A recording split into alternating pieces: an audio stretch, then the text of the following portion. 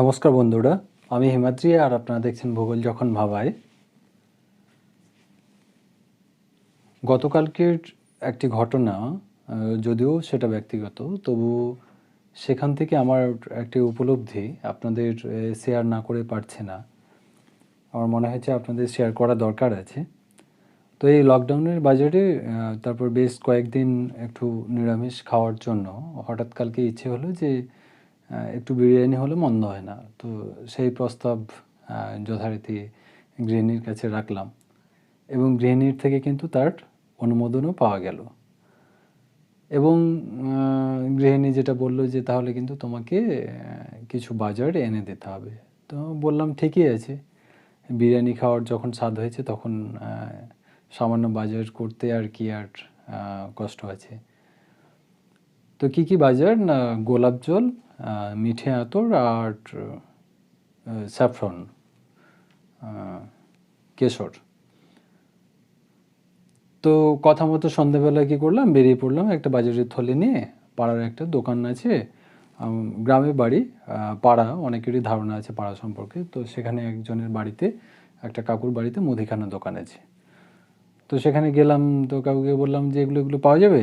তো কাকু বলল যে না বাবা, এগুলো তো এখানে পাওয়া যাবে না, আর তুমি দেখো এই গ্রামের মোড়ের দোকানে দেখো, ওখানে পেলেও কিন্তু পেতে পারো। তো আমি অনেক দিন যেহেতু মালদা শহরে কাটিয়েছি, তো গ্রামের এখনকার দোকানপাট কোথায় কি পাওয়া যায় সে সম্পর্কে আমার এখন খুব একটা ধারণা নেই। তো আমি ভাবলাম যে ঠিকই আছে, পাড়ার মোড় থেকে তাহলে ওই গ্রামের মোড়ে ওইখানে যাই, যদি বাজার পাওয়া যায় তাহলে তো ভালোই হলো, সঙ্গে কিছু পুরানো বন্ধু টন্ধুর সঙ্গে দেখা হলে একটু আড্ডাও হয়ে যাবে। তো ওখানে গেলাম। ওখানে যেহেতু পাড়ার থেকে গ্রামের ওখানে একটু মানুষের চাহিদা একটু বেশি, তাই সেখানে 3টে মুদিখানা দোকান রয়েছে, 2-3টে চা দোকান রয়েছে, সাইকেল সারানোর দোকান, সেলুন ইত্যাদি কিন্তু এখানে রয়েছে। তো ওখানে গিয়ে একটা ভাবলাম যে প্রথমে বাজারটা সেরে নিই, আর বাজারটা সেরে নেওয়ার পর তারপর না হলে বন্ধু টন্ধু যদি থাকে একটু গল্পগুজব করে চলে যাব। তো প্রথম মুদিখানা দোকানে গেলাম। তো তিনি যথারীতি জানালেন যে না বাবা, এখানে পাওয়া যাবে না। তো গোলাপ জল রাখি, আমি গোলাপ জলটা শেষ হয়ে গেছে। তো পাশের দোকানে গেলাম, পাশের দোকানে গোলাপ জলটা দিল, বললো যে গোলাপ জলটাই পাবে, এখানে আর অন্য কিছু পাবে না। তো আরেকটা দোকান শেষ আশায় নিয়ে গেলাম, সেখানেও ওই একই কথা। তো খুব হতাশ হলাম, ভাবলাম যে ইস, তাহলে কি আজ বিরিয়ানি খাওয়ার স্বাদ পূরণ হবে না। তো এক বয়স্ক জেঠু ওখানে বসেছিল দোকানে, আমাকে বলল যে পরিচিত আমারই, বললো যে হিমাদ্রি তুমি এখানে পাবে না, তুমি এক কাজ করো, মেছেতে চলে যাও। তো মেছেদা হচ্ছে আমার বাড়ির নিয়ারেস্ট হোম টাউন বললে চলে, ছোটোখাটো শহর। তো আমি ভাবলাম যে মেছেদা তো প্রায় 4 কিলোমিটার দূর, তাহলে এখন কি আর 4 কিলোমিটার, তাছাড়া আমি তো বাড়ি থেকে সাইকেল বা বাইক কিছুই নিয়ে বেরোয়নি, তাহলে কী নিয়ে যাব। তো তারপর সঙ্গে সঙ্গে দেখলাম যে একটা ভাই সাইকেল নিয়ে আসছিল কোথাও থেকে, ওকে বললাম যে এই তোর সাইকেলটা দে, আর আমি একটু মেছেদা নিয়ে যাই। তো ওর কাছ থেকে সাইকেল ধার নিয়ে মেছেদা পাড়ি দিলাম। তো বাজেটটা যে করে নিয়ে এলাম, বিরিয়ানি রান্নাও হলো এবং খাওয়া দাওয়াও হলো। তো রাত্রে ঘুমোতে যাব, তখন আমার মনে হলো ইস, বিরিয়ানি খাওয়ার জন্য আজকের সন্ধ্যাটা পুরো নষ্ট হলো। কালকে একটা ভিডিও করতে হবে, মানে এখন যে ভিডিওটা করছি, তো ভিডিওটার জন্য যদি একটু পড়াশুনো করতে পারতাম তাহলে হয়তো ভিডিওটা ভালো করে বানাতে পারতাম। তো এই মাথার মধ্যে এই দুটো বিষয়ে, কালকের ভিডিও মানে আজকের যেটা বানাচ্ছি, আর সন্ধ্যে থেকে সময় নষ্ট, চলতে চলতে হঠাৎ দুটো ঘটনার মধ্যে কেমন যেন একটা লিঙ্ক পেলাম। আসলে হ্যাঁ, আমরা আজকে আলোচনা করব ওয়াল্টার খেস্টলারের সেন্ট্রাল প্যালেস থিওরি নিয়ে। তো এই গ্রাম পাড়ার মধ্যে একটা ছোট্ট মুদিখানা দোকান, ছোট্ট এরিয়াকে গুডস অ্যান্ড সার্ভিস প্রোভাইড করে। তারপর অনেকগুলো পাড়া মিলে একটা গ্রামের যে বাজারের কেন্দ্রস্থল, সেটা অনেকটা পরিসরব্যাপী এবং তুলনামূলক বেশি গুডস অ্যান্ড সার্ভিস প্রোভাইড করে। আবার অনেকগুলো গ্রামকে কেন্দ্র করে যে সেন্ট্রাল পয়েন্ট যেটা, সেটা হচ্ছে শহর, মেছেদার কথা যেটা বললাম, সেটা আবার আশেপাশের অনেকগুলো গ্রামকে কিন্তু আরও উন্নত মানের গুডস অ্যান্ড সার্ভিস প্রোভাইড করে থাকে এবং অনেকটা এরিয়াব্যাপী প্রোভাইড করে থাকে। তো এই ঘটনার সঙ্গে কিন্তু খ্রিস্টলারি থিওরি কিন্তু বিশেষ মিল রয়েছে। যারা আমরা খ্রিস্টলারি থিওরি অলরেডি একবার দুবার পড়ে নিয়েছি তারা নিশ্চয়ই বুঝতে পারবো। আর এই ধরনেরই কিন্তু কিছু সামান্য সামান্য ছোট ছোট ঘটনা যেগুলো আমাদের বাস্তব জীবনে ঘটে চলে এবং আমরা বইয়ের পাতায় যা পড়ি তাদের মধ্যে যদি আমরা একটু মেলবন্ধন ঘটিয়ে দিতে পারি তাহলে কিন্তু আমরা সেটা কোনোদিনও আর ভুলবো না, আমাদের সারা জীবন কিন্তু মনে থাকবে। আর আশা করছি আপনারাও এই ভিডিওটা দেখার পর, এই গল্প শোনার পর আপনাদেরও হয়তো সেটাই হবে। তো চলুন একদম খুব সহজভাবে আমরা খ্রিস্টলারি থিওরির যে মূল যে অংশটা সেটা আগে দেখে নিই, তারপর হচ্ছে সমস্ত যা জটিলতা, যা জটিল জটিল শব্দ সেগুলোর অবতারণা আমরা পরে করছি। এখানে দেখো দুটো বোর্ড আছে, একটা বড় বোর্ড, আসল ওয়ার্কটা কিন্তু এখানে রয়েছে, আর ছোট বোর্ডটা বড় বোর্ডে কুলাচ্ছিল না জায়গা, তাই ছোট বোর্ডটা আলাদা করে নিয়েছি। তো শুরু করি। এবং আজকের এই ভিডিওটার জন্য আবেদন করেছিলেন, অনুরোধ করেছিলেন কিন্তু আমিরুল ইসলাম। উনি বলেছিলেন যে খ্রিস্টলারির সেন্ট্রাল প্যালেস থিওরিটা যদি একটু ভিডিও করে দিতেন তাহলে সুবিধা হতো। এছাড়া আমার প্রিয় স্যার তুহিনবাবু তো আমার দীর্ঘায়িত লিস্ট করেই রেখেছেন ভিডিওর, আমি করে উঠতে পারছি না। আর স্নেহের দেবাশিসও বলেছিল যে স্যার একবার যদি এটা নিয়ে ভিডিও করেন। তো দেরি হলেও মাফ করবেন, দেরি হলেও চেষ্টা করছি বানানোর। দেখুন আর কেমন লাগলো ভিডিওটা কিন্তু জানাবেন। তো চলুন একদম শুরুতে আমরা দেখে নিই কীভাবে লো অর্ডার থেকে হায়ার অর্ডার যে সেটেলমেন্টগুলো গড়ে ওঠে সেটা একটু আমরা দেখে নেই। এটাই কিন্তু এই থিওরির মূল ব্যাপার, একটু মনোযোগ দিয়ে কিন্তু আমাদের দেখতে হবে। আমরা প্রথমেই জানি যে খ্রিস্টলার কিন্তু বলেছেন যে সেন্ট্রাল প্লেস হবে কি, একটা হচ্ছে জায়গা যেটা কি করবে তার পার্শ্ববর্তী সমস্ত এরিয়াকে কি করবে, গুডস অ্যান্ড সার্ভিস প্রোভাইড করবে, সেটাকেই বলছি কি আমরা সেন্ট্রাল প্লেস। তাহলে আমরা দেখি প্রথমে একদম বেসিক দেখি।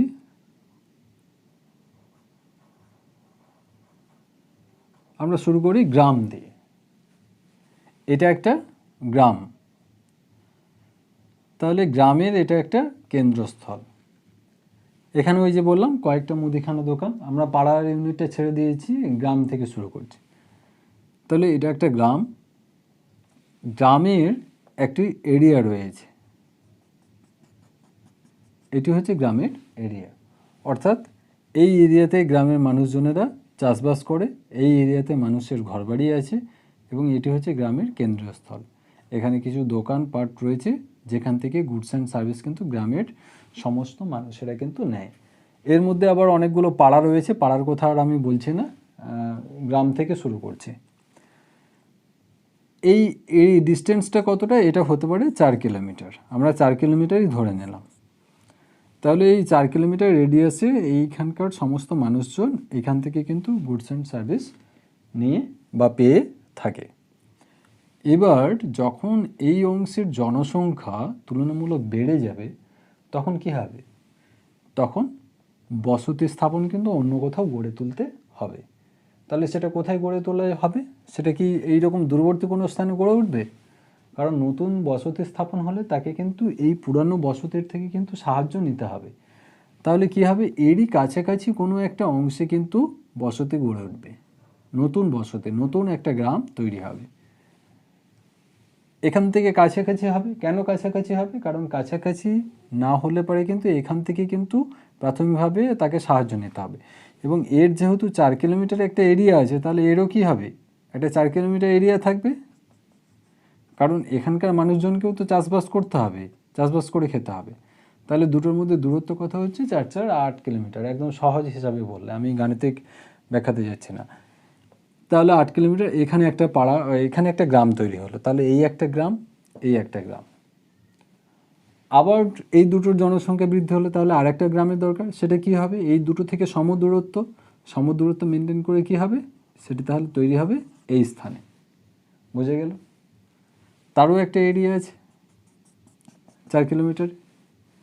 আবার কি হবে, কোথায় গড়ে উঠবে, এখানে গড়ে উঠবে, এরও একটা এরিয়া আছে, আবার কি হবে, কোথায় গড়ে উঠবে, এখানে গড়ে উঠবে, এরও একটা এরিয়া আছে, আবার এখানে গড়ে উঠবে, এরও একটা এরিয়া আছে, আর একটা গড়ে উঠবে এখানে, এরও একটা কিন্তু এরিয়া আছে। তাহলে আমরা দেখলাম একটা গ্রামকে কেন্দ্র করে কতগুলো গ্রাম তৈরি হলো, 6খানা গ্রাম তৈরি হলো। এটা হচ্ছে গ্রামের যে ছোট্ট বাজারটার কথা বলছি, এটা হচ্ছে সেই বাজার। তাহলে এইটা একটা গ্রাম। এবার ক্রিস্টলারের মতে এখানে আমি বৃত্ত দিয়ে দেখিয়েছি, বৃত্ত দিয়ে করলে পারে কি হবে, পাশাপাশি বৃত্ত কোথাও ওভারল্যাপ করছে, এই অংশটা কি হচ্ছে, ওভারল্যাপ হচ্ছে, আবার এই ফাঁকা অংশগুলো কি হচ্ছে, ফাঁকা থেকে যাচ্ছে। তাহলে এই অংশগুলো কিন্তু সার্ভিস পাবে না। সুতরাং তিনি কি করেছিলেন, যে হেক্সাগোনাল করেছেন। তাহলে আমরা যদি হেক্সাগোনালি দেখে নিই, তাহলে এই অংশগুলো যদি আমরা যোগ করি, তাহলে আমরা একটা হেক্সাগন পেয়ে গেলাম, ষড়ভুজ পেয়ে গেলাম। প্রত্যেকটা প্রান্তে কি রয়েছে, এক একটা করে গ্রাম রয়েছে। যখনই এতগুলো গ্রাম তৈরি হলো, তাহলে এই গ্রামগুলো নিয়ে কি তৈরি হয়, গ্রাম পঞ্চায়েত তৈরি হয়। তাহলে যখনই এইটা গ্রাম পঞ্চায়েত তৈরি হলো, এটা ছিল গ্রামের সেন্ট্রাল পয়েন্ট, এখন হয়ে গেছে কি, এই পুরো গ্রাম পঞ্চায়েত এক একটা গ্রামকে নিয়ে তৈরি হয়ে গেছে কিন্তু একটা জিপি, গ্রাম পঞ্চায়েত। তাহলে এটা জিপির হেডকোয়ার্টার, পঞ্চায়েতের অফিস হবে এটা। তাহলে এটাই একটা সময় ছিল কি পাড়ার সেন্ট্রাল পয়েন্ট, সেটা হয়ে গেল একটা সময় এই গ্রামের সেন্ট্রাল পয়েন্ট। তারপর অসংখ্য গ্রাম একে কেন্দ্র করে তৈরি হলো, দিয়ে সেটাই কিন্তু তৈরি হয়ে গেল কি একটা সময় সেই পাড়া, সেই গ্রাম একটা সময় হয়ে গেল গ্রাম পঞ্চায়েতের হেডকোয়ার্টার। ঠিক একইভাবে এর পার্শ্ববর্তী অঞ্চলে এর চারিদিকে কী হবে, এই গ্রাম পঞ্চায়েতের চারিদিকে কী গড়ে উঠবে, অনেকগুলো গ্রাম পঞ্চায়েত তৈরি হবে, 6টা গ্রাম পঞ্চায়েত। তাহলে এই 6টা গ্রাম পঞ্চায়েত যখন তৈরি হলো, তাহলে এই 6টা আর এই একটা 7টা গ্রাম পঞ্চায়েত মিলে কি তৈরি হবে, একটা বিডিও অফিস তৈরি হবে, ব্লক তৈরি হবে। এটা তাহলে কি হবে, বিডিও অফিসের, বিডিও ব্লকের হেডকোয়ার্টারে রূপান্তরিত হবে। আবার অনেকগুলো ব্লক যখন পাশাপাশি চারিদিকে গড়ে উঠবে, তাহলে অনেকগুলো ব্লক নিয়ে তৈরি হবে একটা ডিস্ট্রিক্ট, এবং এই অংশটাই কিন্তু হয়ে যাবে কি ডিস্ট্রিক্ট হেডকোয়ার্টার। এবং অনেকগুলো জেলা নিয়ে কি হবে, তৈরি হবে একটা স্টেট, এবং এটাই হয়ে যাবে কি স্টেট হেডকোয়ার্টার। এবং অনেকগুলো স্টেট যখন তৈরি হবে, তখন এটা হয়ে যাবে কি, তখন হয়ে যাবে ন্যাশনাল হেডকোয়ার্টার, ন্যাশনাল ক্যাপিটাল, যেটা ধরে নাও ভারতের আমরা দিল্লি বলে থাকি। তাহলে এই হচ্ছে বাস্তব ঘটনা। এই বিষয়টা যদি আমরা একবার মাথার মধ্যে ঢুকিয়ে নিতে পারি, আমরা ওই ক্রিস্টলারের থিওরিতে ওই হ্যামলেট, তারপর নেক্রোপলিস ইত্যাদি ইত্যাদি কঠিন কঠিন জায়গায় যাচ্ছে না। আর ক্রিস্টলার বলেছেন যে আমরা যদি হায়ারার্কিতে পরে যাব, সেখানে বলেছেন কিন্তু যে টপে অবস্থান করবে এটা এটা, উনি ওই উপর থেকে নিচে আসতে বলেছেন। আমরা কিন্তু যাচ্ছি নিচু থেকে উপরে। আমরা প্রথমে দেখেছি গ্রাম, গ্রাম থেকে দেখেছি গ্রাম পঞ্চায়েত, গ্রাম পঞ্চায়েত থেকে দেখেছি ব্লক, ব্লক থেকে দেখেছি ডিএম, ডিএম থেকে দেখেছি আমরা স্টেট, এবং স্টেট থেকে দেখেছি কিন্তু আমরা ন্যাশনাল ক্যাপিটাল। তাহলে এই একই অংশ আমরা এই ছবির মাধ্যমে একটু দেখে নিই। তাহলে আমরা প্রথমে দেখেছিলাম কি, এই অংশে দেখেছি আমরা একটি গ্রাম, একটি গ্রামকে কেন্দ্র করে তৈরি হয়েছে, তার চারিদিকে সম দূরত্ব মেনটেন করে তৈরি হয়েছে কি 6টা গ্রাম। তাহলে এইটা নিয়ে এই লাল অংশটা পুরো তাহলে তৈরি হয়ে গেল কি একটি গ্রাম পঞ্চায়েত। বোঝা গেল, এখানে একটা গ্রাম পঞ্চায়েত তৈরি হয়েছে, গ্রাম পঞ্চায়েত পাশে এটা একটা গ্রাম পঞ্চায়েত, এটা একটা গ্রাম পঞ্চায়েত, এটা একটা গ্রাম পঞ্চায়েত, এটা একটা গ্রাম পঞ্চায়েত, এটা একটা গ্রাম পঞ্চায়েত, এটা একটা গ্রাম পঞ্চায়েত। তাহলে এই ইয়েলো সবুজ অংশটা পুরোটা তৈরি হয়ে গেলো কি একটা ব্লক। তাহলে এখানে তৈরি হলো একটা ব্লক। পাশাপাশি দেখো এই ব্লু অংশের এই অংশে তৈরি হলো একটা ব্লক, এই অংশে তৈরি হলো একটা ব্লক, এই অংশে তৈরি হলো একটা ব্লক, এই অংশে তৈরি হলো একটা ব্লক, এই অংশে তৈরি হলো একটা ব্লক, এখানেও তৈরি হলো একটা ব্লক। এবং প্রত্যেকটা এই ষড়ভুজের যে প্রান্ত ভাগগুলো, সেখানে রয়েছে কিন্তু এক একটি করে গ্রাম, সর্বত্র কিন্তু রয়েছে এক একটি করে গ্রাম। এবং প্রত্যেকটার কী রয়েছে, এখানে রয়েছে একটি জিপি অফিস, গ্রাম পঞ্চায়েত অফিস, এটা একটা গ্রাম পঞ্চায়েত অফিস, এটা একটা গ্রাম পঞ্চায়েত অফিস, এটা একটা গ্রাম পঞ্চায়েত অফিস, এটা একটা গ্রাম পঞ্চায়েত অফিস। তাহলে আমরা কি দেখতে পেলাম, এখানে একটা গ্রাম, গ্রামকে কেন্দ্র করে রয়েছে অনেকগুলো গ্রাম, এটা একটা তৈরি হয়েছে, এটা অনেকগুলো গ্রাম, গ্রামকে কেন্দ্র করে রয়েছে কিন্তু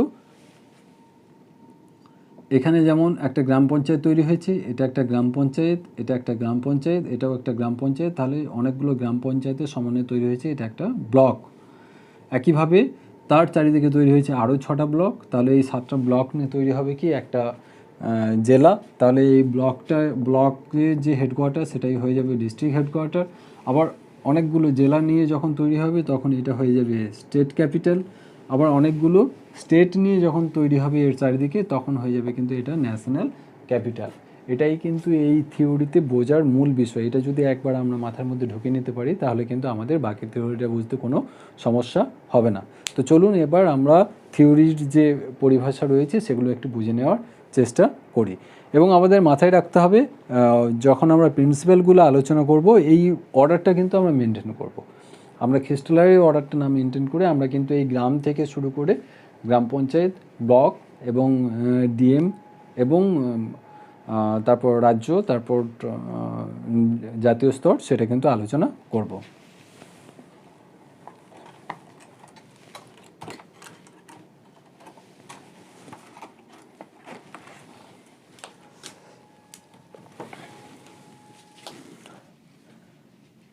এখানে আমরা একদম প্রথমে চলে যাই যে ইন্ট্রোডাকশান একটা রেখেছি। ইন্ট্রোডাকশানে কী লেখা আছে? সেন্ট্রাল প্লেস এই যে লোকেশান, কেন্দ্রীয় স্থান হলো একটি স্থান যেটি কি where all the surrounding places depend on it's goods and service, যেটা কিন্তু উপর নির্ভর করে প্রত্যেকটা তার সারাউন্ডিংসের সমস্ত এলাকা কিন্তু তার গুডস অ্যান্ড সার্ভিসের উপর নির্ভর করে থাকে। এক্সাম্পল হিসেবে আমরা কি বলতে পারি?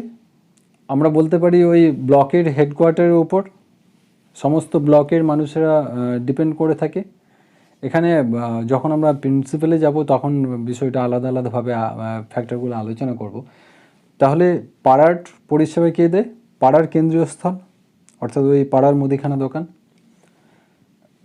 গ্রামের দেয় গ্রামের মোড়ের ওই সেন্ট্রাল প্লেস, গ্রাম পঞ্চায়েতে ওই সেন্ট্রাল প্লেস, ব্লকের ওই কেন্দ্রীয় স্থল, ডিএম ডিস্ট্রিক্টের ওই কেন্দ্রীয় স্থল, এবং আমরা যদি দেখি রাজ্যের তাহলে আমরা কিন্তু দেখব কলকাতা থেকে কিন্তু সমস্ত গুডস অ্যান্ড সার্ভিসগুলো পুরো রাজ্যব্যাপী কিন্তু আমরা উপভোগ করে থাকি। অ্যাপ্লিকেশান, কোথায় আমরা এই থিওরির অ্যাপ্লিকেশান দেখতে পাবো? এই থিওরির কিন্তু বাস্তব কোনো অ্যাপ্লিকেশান নেই, সেটা আমরা পরবর্তীকালে যখন ইভ্যালুয়েশন পার্ট রয়েছে সেখানে আমরা আলোচনা করব।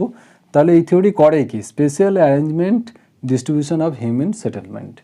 তাহলে মানুষের যে বসতি তার যে স্থানিক বন্টন সেটা কিভাবে হওয়া উচিত, আদর্শ কিভাবে হওয়া উচিত সেটা কিন্তু ব্যাখ্যা করে থাকে।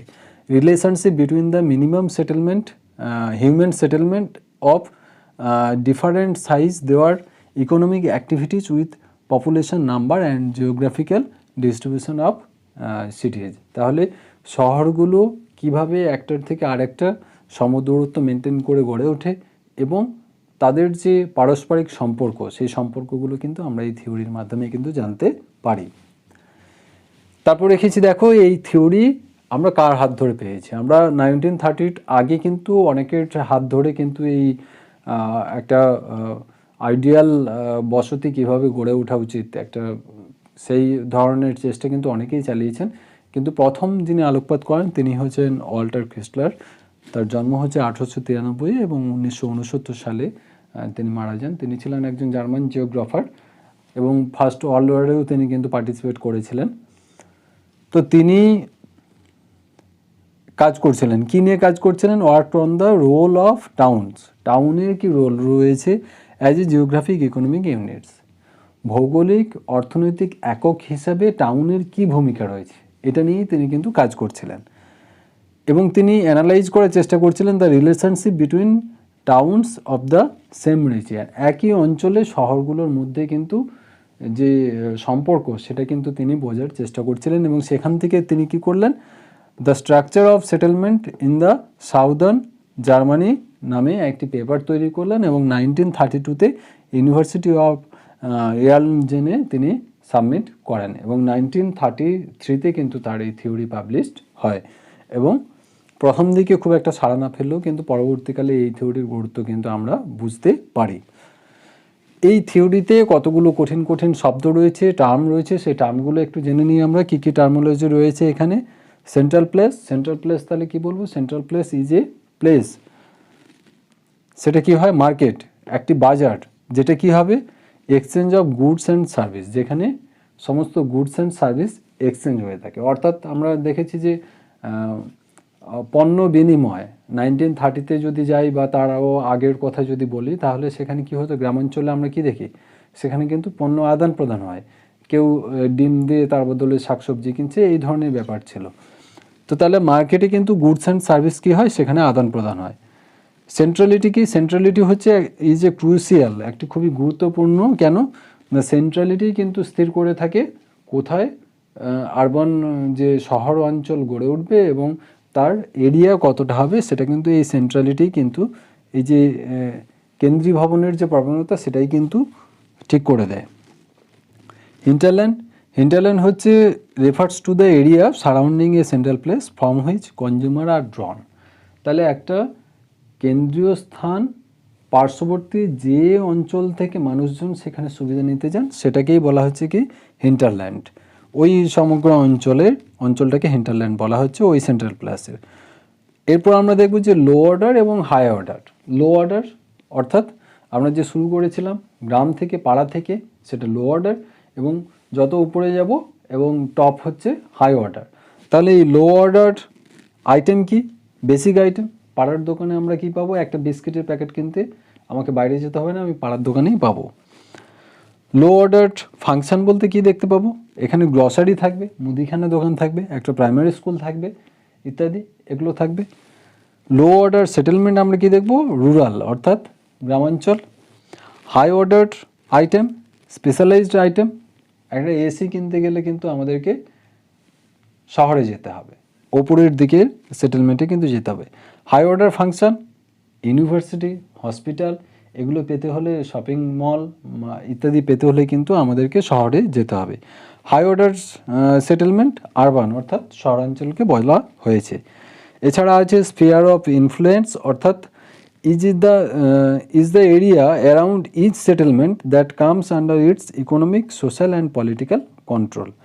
তাহলে একটা বৃত্ত বা একটা সেন্ট্রাল প্লেস, সেটা যতটা পার্শ্ববর্তী অঞ্চলের ইকোনমিক, পলিটিক্যাল ইত্যাদিকে প্রভাবিত করে, পুরোটাই কিন্তু ওই সেন্ট্রাল প্লেস দ্বারা কিন্তু প্রভাবিত হয়, এটাই এখানে বলা হয়েছে। তাহলে এই টার্মগুলো কিন্তু আমরা এই থিওরিতে পাবো। এরপর আমরা চলে যাব যে উনি থিওরিটা প্রেজেন্ট করার আগে কিছু অ্যাজামশান রেখেছেন, যে এই সিচুয়েশান থাকলে তবেই কিন্তু এই থিওরি কিন্তু সাকসেসফুলি আমরা কোনো অংশে দেখতে পাবো এই মডেলটাকে। তো কী কী অ্যাজাম করেছিলেন উনি? অ্যান ইভেন টেরিয়ান অর্থাৎ ফ্ল্যাট লিখেছি, একটি সমতল ভূমি, সেখানে কোনো পাহাড়, পর্বত, মালভূমি ইত্যাদি থাকবে না, পুরো অংশটাই হবে ফ্ল্যাট সমতল ভূমি। ইভেনলি ডিস্ট্রিবিউটেড পপুলেশন, সেখানে জনসংখ্যা সমানভাবে বিস্তৃত হবে, বণ্টিত হবে। ইভেনলি ডিস্ট্রিবিউটেড রিসোর্স, সেখানে যে সম্পদ, কোথাও কম কোথাও বেশি সম্পদ, যে মিনারেলস, খনিজ সম্পদ, সেগুলো কিন্তু আলাদা আলাদাভাবে থাকবে না, সব জায়গায় সর্বত্র সমানভাবে বণ্টিত থাকবে। সিমিলার পারচেজিং পাওয়ার, সবাইয়ের যে ক্রয় ক্ষমতা সেটা কী হবে? একই থাকবে, একই রকম থাকবে, সেখানে ধনী, গরিব, দরিদ্র ইত্যাদি থাকবে না। Preference for the nearest market, সবাই কী করবে? কাছের যে বাজার সেটাকেই কিন্তু সবাই গুরুত্ব আরোপ করবে। ইকুয়াল ট্রান্সপোর্টেশন কস্ট, সর্বত্র কিন্তু ট্রান্সপোর্টেশনের মাধ্যম একাধিক মাধ্যম থাকবে না, একই মাধ্যম থাকবে এবং সেটা সব জায়গায় সমান হবে। আর কি? পারফেক্ট কম্পিটিশান, বাজারের মধ্যে কিন্তু একটা সবের মধ্যে একটা কম্পিটিশান থাকবে এবং এই সিচুয়েশান, এই বিষয়গুলো থাকলে তবেই কিন্তু এই যে মডেল রয়েছে সেটা সাকসেসফুলি গড়ে ওঠা সম্ভব। এবার আমরা চলে যাই যে এই থিওরির দুটো বেসিক কনসেপ্ট রয়েছে, ধারণা রয়েছে, সেই ধারণাগুলো কি কি? দেখো এখানে দেখো, থ্রেশহোল্ড রয়েছে এবং রেঞ্জ রয়েছে। তিনি থ্রেশহোল্ড বলতে কি বলেছেন? থ্রেশহোল্ড বলতে বলেছেন the minimum population that is required to support the service.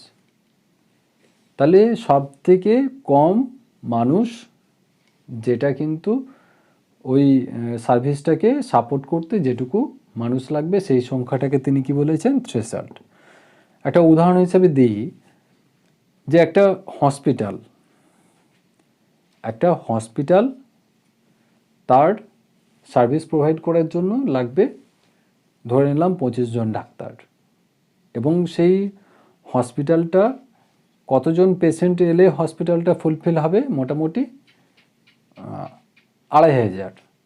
তাহলে এই অংশটাকে কিন্তু বলা হচ্ছে থ্রেশহোল্ড, ন্যূনতম যেটা। একটা শপিং মল, সেখানে যদি 5000 ক্রেতা আসে তাহলেই কিন্তু সেই শপিং মলটা আইডিয়ালি কিন্তু চলবে। তাহলে এই 5000টাই হচ্ছে কি এখানে বলা হচ্ছে থ্রেশহোল্ড। একটা প্রাইমারি স্কুল, সমগ্র অঞ্চলে কতগুলো প্রাইমারি স্কুল থাকবে, তার সংখ্যা কতগুলো হবে, এই সংখ্যাটা, সেই প্রাইমারি স্কুলে কতজন ছাত্রছাত্রী আসতে পারে, আসা দরকার মিনিমাম, সেটাকেই কিন্তু বলছি আমরা থ্রেশহোল্ড। রেঞ্জ কি? The maximum distance people will travel to purchase goods and service. Range হচ্ছে সর্বাধিক দূরত্ব যেটা মানুষ কিন্তু অতিক্রম করে আসবে গুডস অ্যান্ড সার্ভিস পাওয়ার জন্য। এখানে দেখো একটা বৃত্ত এঁকেছি, তাহলে এই যে মাঝের অংশটা, তাহলে কি পরিষেবা প্রদান করতে মিনিমাম যেটুকু পপুলেশন দরকার, তাহলে সেটা কি হবে? কম হবে। তাহলে এই মাঝের অংশটা, এখানে দেখো মানুষের ছবি এঁকেছি, এটা হচ্ছে থ্রেশহোল্ড। আর রেঞ্জ হচ্ছে কোনখানকার মানুষ সর্বাধিক দূরত্ব থেকে এখানে আসবে। এটা যদি হয় একটা ডিস্ট্রিক্ট হেডকোয়ার্টার, তাহলে ডিস্ট্রিক্টের সমস্ত প্রান্ত দেশ থেকে কিন্তু মানুষ আসবে কিন্তু এই অংশে পরিষেবা গ্রহণ করতে। তাহলে এটাকে কিন্তু বলছি আমরা রেঞ্জ অর্থাৎ কিলোমিটার, আর আমরা থ্রেশহোল্ড অর্থাৎ কিন্তু পপুলেশন। এটা আমরা মনে রাখলে তাহলে আমাদের মনে রাখতে সুবিধা হবে। তাহলে থ্রেশহোল্ড আর রেঞ্জ আমরা বুঝলাম। এবার আমরা চলে যাই arrangement of the central place. Central প্লেসটা কীভাবে অ্যারেঞ্জ হয়ে থাকে? আমরা জানি যে as a transport is equality, আমরা আগেই পড়েছি কি যে সমদূরত্ব, সেন্ট্রাল প্লেস থেকে তার যে হিন্টারল্যান্ড আছে চারিদিকে কিন্তু দূরত্ব সমান হতে হবে। যদি দূরত্ব সমান হয় তাহলে আমরা কিসের সাহায্যে উপস্থাপন করতে পারবো? সার্কেলের সাহায্যে, বৃত্তের সাহায্যে। কিন্তু যদি আমরা বৃত্তের সাহায্য নিই তাহলে আমরা কি দেখতে পাবো? কোনো কোনো জায়গায় ওভারল্যাপ হচ্ছে, আবার কোথাও কোথাও কিন্তু গ্যাপ থেকে যাচ্ছে। তাহলে এই অংশের মানুষগুলো কি হবে? যদি ওভারল্যাপ হয়ে যায় তাহলে তারা বুঝে উঠতে পারবে না কোন দিক থেকে তারা গুডস অ্যান্ড সার্ভিসের সুবিধা নেবে। আবার যদি ফাঁকা থেকে যায় তাহলেও তারা কিন্তু কোনো নির্দিষ্ট অঞ্চলের মধ্যে পড়বে না। সুতরাং এই ঝামেলা দূর করার জন্য তিনি কি করেছিলেন?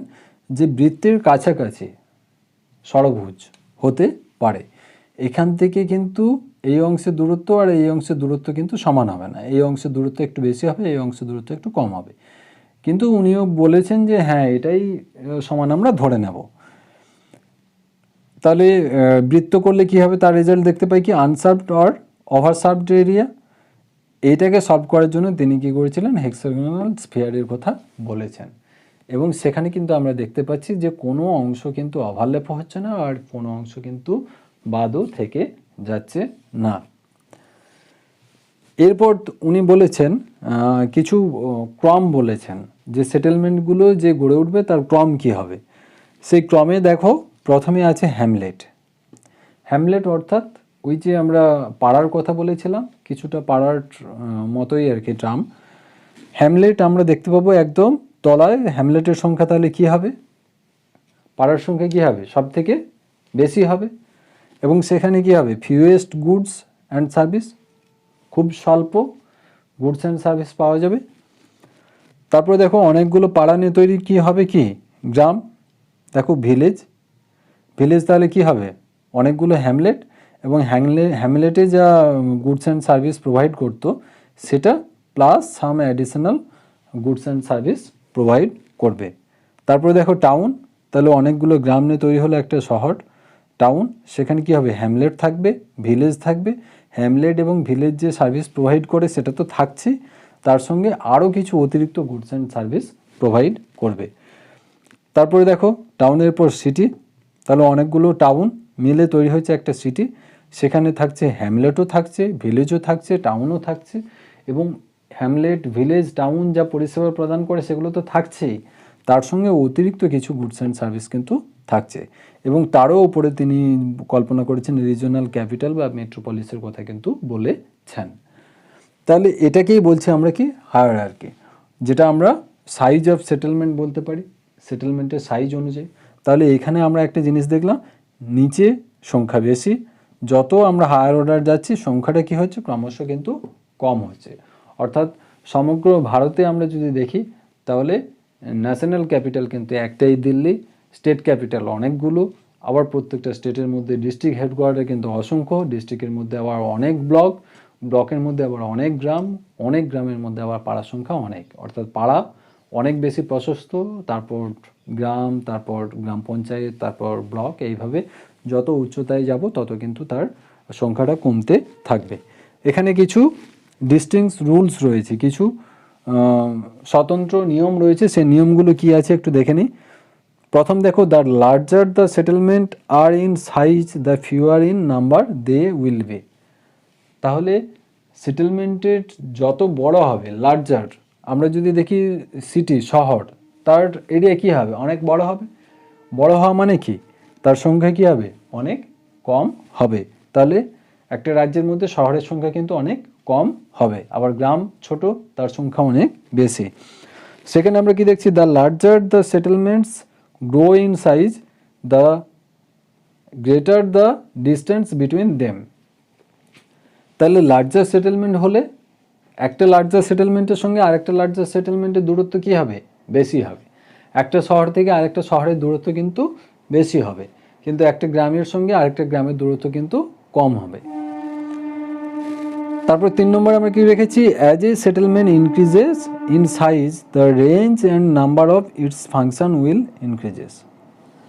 তাহলে যত ধীরে ধীরে ব্যাপ্তি বাড়তে থাকবে তত কী হবে, তার যে রেঞ্জ, অর্থাৎ মানুষ যে দূর থেকে পরিষেবা নিতে আসবে সেটা কী হবে, বাড়তে থাকবে এরিয়াটা, এবং যে ফাংশান, পরিষেবার যে ফাংশানগুলো সেগুলো কিন্তু অনেক বেশি হবে। ব্যাংকিং, তারপর কেনা বেচার সমস্ত যে হেডকোয়ার্টারগুলো সেখানে অবস্থান করবে, ইত্যাদি ইত্যাদি।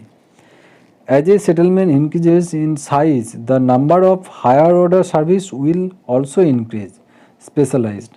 তাহলে যত আমরা উপরে যাব সেখানে আমরা কি দেখতে পাবো, হায়ার অর্ডার সার্ভিসগুলো কিন্তু অনেক বেশি দেখতে পাবো। সেখানে কলেজ দেখতে পাবো, সেখানে ইউনিভার্সিটি দেখতে পাবো, সেখানে বড় বড় হসপিটাল দেখতে পাবো, সেখানে কিন্তু বড় বড় ক্লাবগুলো দেখতে পাবো, সেখানে বড় বড় সমস্ত প্রতিষ্ঠানগুলো থাকবে। তাহলে সেখানে কিন্তু অনেক স্পেশালাইজড এবং অনেক বেশি কিন্তু আমরা সার্ভিস পাবো। এটাই হচ্ছে কিন্তু এই স্বতন্ত্র কিছু নিয়ম রয়েছে। এরপর যে মূল ব্যাপার, এই গুরুত্বপূর্ণ অংশটাতেই কিন্তু আমাদের এই থিওরিটার সমগ্র ব্যাপারটা রয়েছে। এটাই আমাদেরকে একটু জেনে নিতে হবে যে প্রিন্সিপাল, এই থিওরির প্রিন্সিপাল কী আছে। 3টে প্রিন্সিপাল রয়েছে, সবাইয়েরই আমাদের জানা। 3 principle in the arrangement of CPT central place theory. কী আছে, প্রথম দ্য মার্কেট প্রিন্সিপাল, যেটাকে আমরা বলে থাকি কে ইকুয়ালস টু 3 সিস্টেম। তারপর দ্য ট্রান্সপোর্টেশন প্রিন্সিপাল, যেটাকে বলে থাকি কে ইকুয়ালস টু 4 সিস্টেম। আর দ্য অ্যাডমিনিস্ট্রেটিভ প্রিন্সিপাল, যেটাকে বলে থাকি কে ইকুয়ালস টু 7 সিস্টেম। এই অংশটা কিন্তু একটু ভালো করে বুঝে নিতে হবে, এটাই কিন্তু এই থিওরির মূল জায়গা। তাহলে এখানে আমরা কি বুঝবো, কি বোঝার আছে। K3 সিস্টেম, কে হচ্ছে একটা আমরা ধ্রুবক বলতে পারি। একটা সেন্ট্রাল প্যালেস, সে এখানে আমরা কি দেখছি, মার্কেটিং প্রিন্সিপাল, তার মার্কেটটা কতটা বড় হবে, তার মার্কেটটা কিন্তু হবে K3 সমান। এই K3টা কি, তাহলে আমরা একটু দেখে নিই। আমাদের কিন্তু ওই প্রথমের যে উদাহরণ দিয়েছিলাম সেটা কিন্তু একটু মাথায় রাখতে হবে। দেখো এখানে ছবিতে দেখো, এখানে কি রয়েছে, একটি গ্রাম রয়েছে, এখানে একটা গ্রাম রয়েছে, এখানে একটা গ্রাম, এখানে একটা গ্রাম, এখানে একটা গ্রাম, এখানে একটা গ্রাম। তাহলে একটা গ্রামকে কেন্দ্র করে কি রয়েছে, অনেকগুলো গ্রাম। তাহলে এটা কি তৈরি হলো, একটা গ্রাম পঞ্চায়েত হলো। তাহলে যে অর্ডারটা আমরা ধরবো তার থেকে পরের অর্ডার, ঠিক আছে, এটাকে যদি আমরা গ্রাম ধরি তাহলে এটা হলো কি গ্রাম পঞ্চায়েত। তাহলে এই গ্রাম পঞ্চায়েতের যে হেডকোয়ার্টারটা আছে এই অংশ থেকে কতটা অংশে এর বাজার রয়েছে, এই যে গ্রাম পঞ্চায়েত এরিয়া রয়েছে লাল রঙটা, এই লাল রঙের মধ্যে যে মানুষগুলো বাস করবে তারা তো এই কেন্দ্র থেকে সার্ভিস পাবেই। তাছাড়াও কিন্তু এই কেন্দ্র কিন্তু পার্শ্ববর্তী আরও যে গ্রাম পঞ্চায়েতগুলো রয়েছে সেখানকার 33%, 1/3, 1/3 কিন্তু পরিষেবা প্রদান করে থাকবে। এখানে দেখো k=3, এখানে k= আমরা দেখেছি যে 6টা, 1টা 2টো 3টে 4টা 5টা 6টা। তাহলে এটা যদি আমরা ধরে নিলাম এটা যদি একটা গ্রাম পঞ্চায়েতের হেড অফিস হয়, হেডকোয়ার্টার হয়, তাহলে এখান থেকে আমরা দেখব যে এতগুলো গ্রাম পঞ্চায়েতের পার্শ্ববর্তী অঞ্চলে কিন্তু এ কী করছে, মার্কেটিং। সেখানকার মানুষজন এই অংশের কিন্তু সমগ্র না, এর 1/3, 1/3 মানুষ কি করছে, সে পরিষেবা নেওয়ার জন্য যাচ্ছে কোথায়, এই কেন্দ্রে যাচ্ছে। এর 1/3 মানুষ যাচ্ছে এখানে, এর 1/3 মানুষ যাচ্ছে এখানে। তাহলে আমরা দেখতে পাচ্ছি 1 2 3 4 5 6, তাহলে এখান থেকে আমরা পাচ্ছি কি 2 পাচ্ছি এবং এখানে 1। তাহলে এই পার্শ্ববর্তী অঞ্চলগুলো মিলে 2 হচ্ছে এবং এই অংশটা মিলে হচ্ছে কি 3। তাহলে একটা সেন্ট্রাল প্লেস কি করছে, সেটা কিন্তু 3টে এই ষড়ভুজকে কিন্তু পরিষেবা প্রদান করছে কিসের দিক থেকে, মার্কেটের দিক থেকে। সেটা কি হতে পারে, যে কোনো অর্ডার কল্পনা করা যেতে পারে। এটা যদি একটা ডিস্ট্রিক্ট হেডকোয়ার্টার হয় তাহলে এই ডিস্ট্রিক্ট হেডকোয়ার্টারের কিন্তু ডিস্ট্রিক্টের পার্শ্ববর্তী যে অংশগুলো রয়েছে সে কী করবে, ব্লকের থেকে 30% মানুষ, ধরুন আমি একটা ব্লকে বাস করছি, আমি একটা ব্লকে আছি, কোলাঘাট ব্লক। তো আমাদের ডিস্ট্রিক্ট হেডকোয়ার্টার ডিস্ট্রিক্ট হচ্ছে তমলুক। তো তমলুক শহরে কিন্তু অনেক বড় বড় সোনার দোকান বা অনেক বড় বড় শপিং কমপ্লেক্স রয়েছে। তাহলে এই ব্লকের, আমি কোলাঘাট ব্লকে রয়েছি, এই ব্লকের কিন্তু 30% মানুষ, 33% মানুষ, 1/3, তারা কিন্তু বিশেষ বিশেষ কেনাকাটা সুবিধা নেওয়ার জন্য কি করে, তারা কিন্তু শহরে যায়। বাকি যে প্রায় 70% বা 66% তারা কিন্তু যায় না, তারা কিন্তু ওই ব্লকের কোলাঘাটের মধ্যেই কিন্তু তাদের প্রয়োজনগুলো মিটে যায়। বোঝা গেল তাহলে। আবার যদি আমরা দেখি কলকাতা, প্রত্যেকটা জেলা থেকে 33%, এটা একটা সার্ভে করে নিশ্চয়ই দেখেছেন উনি, দিয়ে সেখান থেকে একটা এভারেজ ধরেছেন। প্রত্যেকটা জেলা থেকে 33% মানুষ কিন্তু কলকাতাতে যায় এই মার্কেটিংয়ের সুবিধা নেওয়ার জন্য। তাহলে কলকাতা যদি একটা স্টেট ক্যাপিটাল হয় তাহলে তার পাশে যে 6টা জেলা, সেই 6টা জেলার 33 করে নিলে পারে, এখানে হচ্ছে 1/3 করে নিলে পারে 2, আর মাঝে কলকাতার এই অংশটা তাহলে 3। তাহলে যে কোনো ইউনিট নিয়ে কিন্তু আমরা আলোচনা করতে পারি, এবং যে বড় ইউনিটটা সে তার নিচের ছোট ইউনিট থেকে কিন্তু 30% মানুষ সেখানে কিন্তু কেনাকাটা করতে কিন্তু যাবে। এটাই হচ্ছে এই থিওরির মূল প্রিন্সিপাল। এবং ভেরিয়েবিলিটি যদি দেখি তাহলে ভেরিয়েবিলিটি কি দেখব, কিভাবে হয়, 1 3 9 27। কিভাবে 1 3 9 27? আমরা দেখছি যে এই যে লাল অংশটা, এটা ধরুন একটা ডিস্ট্রিক্ট, জেলা। তাহলে একটা জেলা সে তো নিজের সমস্ত মানুষকে সার্ভ করছে ওই জেলার মধ্যে যারা রয়েছে, পাশাপাশি সে কি করছে, পার্শ্ববর্তী যে ব্লকগুলো রয়েছে ডিস্ট্রিক্ট হেডকোয়ার্টার, সে কিন্তু এই ব্লকগুলোর কিন্তু আরও দুটো অংশ, ডিস্ট্রিক্টের সমান দুটো অংশকে কিন্তু সার্ভ করছে। তাহলে কয়জনকে সার্ভ করছে, 3টেকে সার্ভ করছে। আবার যদি আমরা দেখি তার পরের স্তরে দেখি, তাহলে কতগুলো, একটা ডিস্ট্রিক্ট হেডকোয়ার্টার সে কী করছে, 3টে ব্লকের সমান অংশকে সার্ভ করছে অতিরিক্ত। আবার যদি দেখি 9টা গ্রাম পঞ্চায়েতকে সার্ভ করছে, আবার যদি দেখি 27টা গ্রামকে কিন্তু তার সার্ভ করার ক্ষমতা রয়েছে। তাহলে এখানে কিন্তু গুণিতক হারে কিন্তু চলবে 1, 3, 9, 27 ইত্যাদি এইভাবেই কিন্তু চলবে। তাহলে এই গেল মার্কেটিং। ঠিক একইভাবে উনি উপস্থাপন করেছেন দ্য ট্রান্সপোর্টেশন প্রিন্সিপাল। পরিবহনের নীতি কী হবে? পরিবহনের নীতি ঠিক করতে গিয়ে উনি যেটা ঠিক করেছেন সেটা হলো যে গুরুত্বপূর্ণ একাধিক স্থানকে কিভাবে একটি ষড়ভুজের মধ্যে নিয়ে আসা যেতে পারে। সেক্ষেত্রে উনি দেখুন, উনি কি করেছেন, এই অংশগুলোকে নিয়ে আমরা কি করেছিলাম, ষড়ভুজ এঁকেছিলাম। এক্ষেত্রে উনি কি করেছিলেন, প্রত্যেকটা, এটাকে যদি আমরা ব্লক স্তর ধরি, প্রত্যেকটা ব্লকের এই অংশে রয়েছে গ্রাম, এই অংশে রয়েছে গ্রাম, উনি হাফ বরাবর একটি লাইন টেনে নিয়েছেন, হাফ বরাবর। তাহলে কি হচ্ছে, একটা, দুটো, তিনটে গুরুত্বপূর্ণ স্থানকে কিন্তু উনি নিয়ে নিচ্ছেন। আবার এখানেও দেখো একটা, দুটো, তিনটে স্থানকে নিয়ে নিচ্ছে। তাহলে সর্বাধিক স্থানকে কিন্তু যোগ করে এই ষড়ভুজ কিন্তু পাওয়া গেছে। সর্বাধিক স্থানকে যোগ করে গুরুত্বপূর্ণ স্থান, এর থেকে কিন্তু বেশি আর কিন্তু আমরা যদি দেখি পুরোটা নিই তাহলে কি হবে, লাইনটা কিন্তু জিগজ্যাগ হয়ে যাবে। কিন্তু উনি ষড়ভুজের যেহেতু অবতারণা করেছেন, এখানে কিন্তু জিগজ্যাগ চলবে না। সুতরাং এখানে আমাদের দেখতে হবে উনি কি করেছেন, দেখুন হাফ করেছেন এবং একটা, দুটো, তিনটেকে একসঙ্গে একই লাইন বরাবর কিন্তু নিয়ে নিয়েছেন। তাহলে এই অংশটাকে কি করবে, এই যে কেন্দ্রীয় স্থল আছে সে কিন্তু এই পরিবহন ব্যবস্থাটা, এই সমগ্র অঞ্চলের মানুষজন এই পরিবহনের সুযোগ সুবিধা কিন্তু নেবে। সেটা কিভাবে, এটাকে বলছি আমরা K4 system, K equals to 4। Say K equals to 4 কী হবে, তাহলে K, এটা তো একটা K থাকছেই মাঝের অংশটা, অর্থাৎ ডিস্ট্রিক্ট হেডকোয়ার্টার যেটা সেটা তো থাকছে, আর বাকি কি 6টা হাফ করে, মানে হচ্ছে কত, 3 আর 1 হচ্ছে 4। তাহলে বোঝা গেল, তাহলে প্রত্যেকটা ব্লকের হাফ মানুষ তারা পরিবহনের সুবিধা থাকার জন্য কোথায় যাবে, শহরে যাবে। এটাই হচ্ছে এই পরিবহন নীতি। এখানে মনে রাখতে হবে তিনি চেষ্টা করেছেন সমস্ত গুরুত্বপূর্ণ স্থানগুলোকে, বেশিরভাগ গুরুত্বপূর্ণ স্থানগুলোকে এই আওতায় নিয়ে আসার জন্য।